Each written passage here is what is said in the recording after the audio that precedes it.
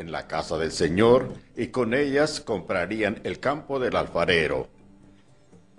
Jesús cumplió más de 300 profecías del Antiguo Testamento. Tengo una insignificante licenciatura en matemáticas.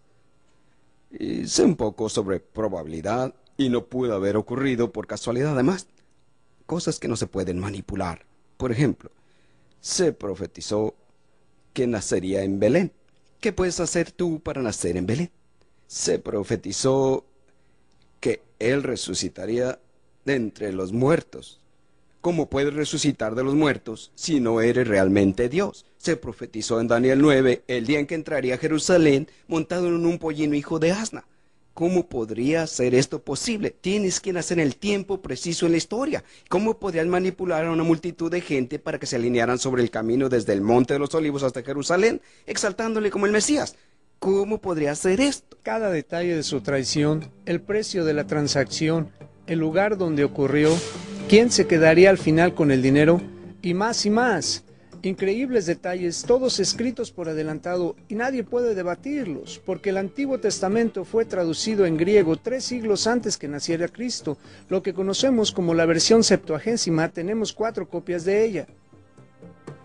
Increíblemente, Jesús cumplió exactamente todas las profecías mesiánicas, a pesar de que fueron escritas cientos de años antes de su nacimiento.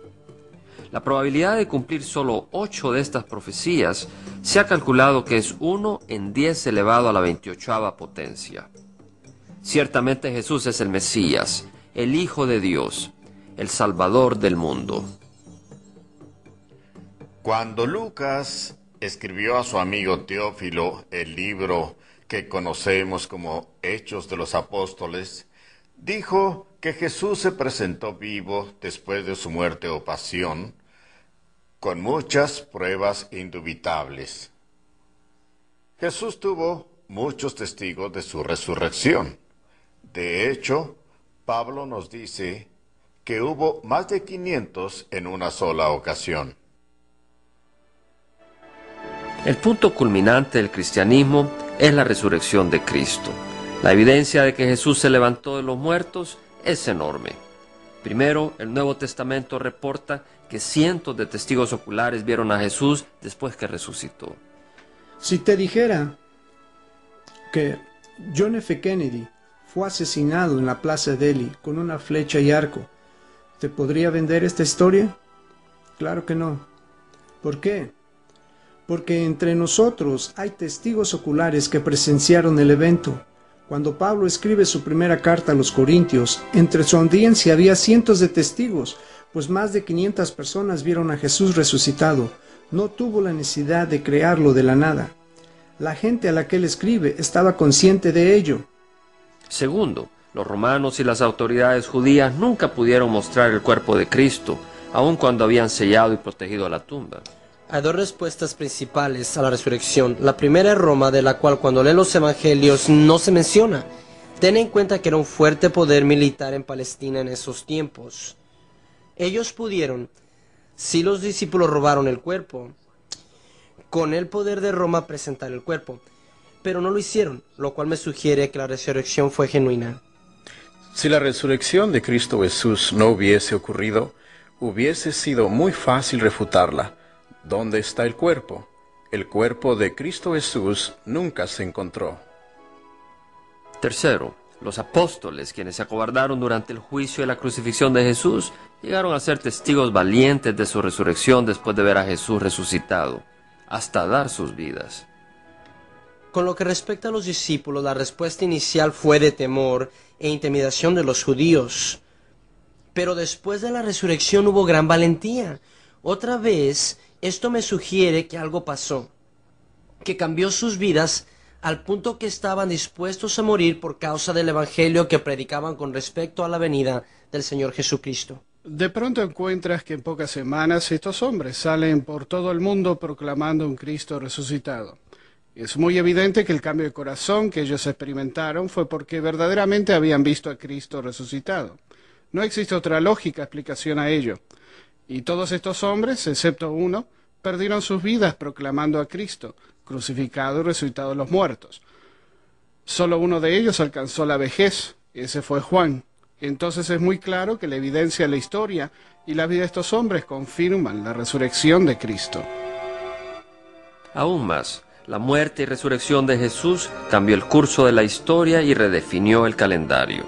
De las siglas AC, que significan antes de Cristo, hasta las siglas DC, que significan después de Cristo.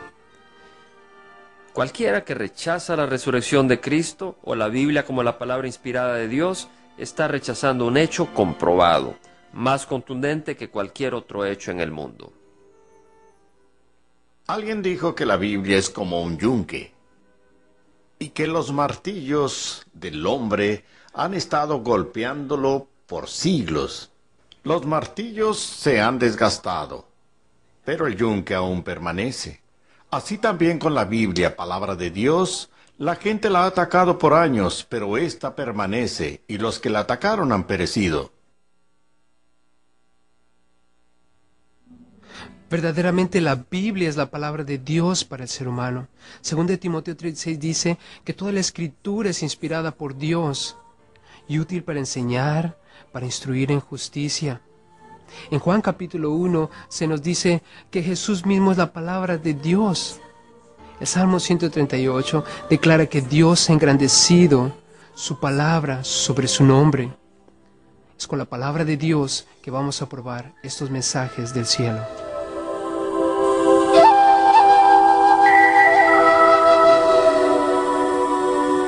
Aquellos familiarizados con la palabra de Dios saben que durante los tiempos bíblicos ocurrieron apariciones.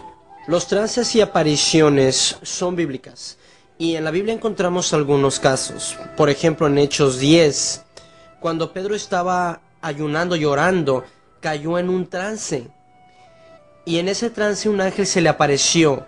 Como resultado de esto, Pedro llevó el evangelio a los gentiles por medio de Cornelio. Hoy existe mucha evidencia de que se están manifestando las apariciones. Por ejemplo, el video Apariciones Marianas del siglo XX muestran a visionarios durante encuentros reales con una aparición.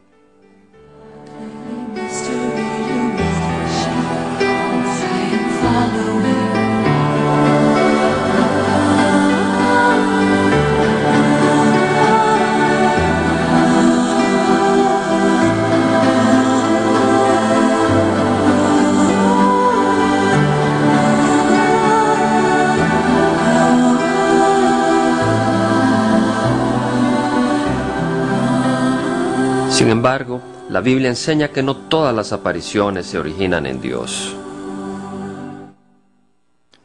La única manera para probar si las experiencias están relacionadas con la Biblia es probarlas bíblicamente, porque si abrazamos experiencias extrabíblicas, no cabe duda que vamos a ser engañados. No es de sorprender para los seguidores que las apariciones de María repetidamente proclamen temas bíblicos. Aquí tenemos un ejemplo de Nuestra Señora de Medjugorje. Queridos hijos, hoy les llamo a rezar con el corazón. Durante esta época de gracia deseo que cada uno de ustedes estén unidos con Jesús, pero sin una oración constante no podrán experimentar la hermosura y grandeza de la gracia que Dios les ofrece.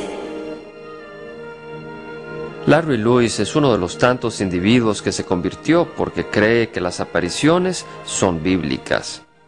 Fui un ministro protestante por más de 30 años en diferentes áreas del ministerio y estaba muy contento, feliz, estaba emocionado. Entonces, pastoreando en la Iglesia Metodista Unida, en medio de mi pastorado allí, fuimos cegados de alguna manera por la Madre Bendita. Ella vino de la nada y empezó realmente a transformar nuestras vidas por completo. Por ejemplo, considera Medjugorje. Todo lo que María dice es tomado de las Escrituras. Lo que ella está haciendo es afirmando lo que sabemos es verdad y animándonos en el proceso, en lo que esperamos, por así decirlo, nuestra pasión o al menos el tiempo en nuestras vidas, cuando las cosas se pongan duras y demás, voltear nuestros ojos a Jesús y seguirlo. El abad Esteban Baham, conferencista popular en las conferencias marianas, se congregaba en las asambleas de Dios antes de ser sacerdote.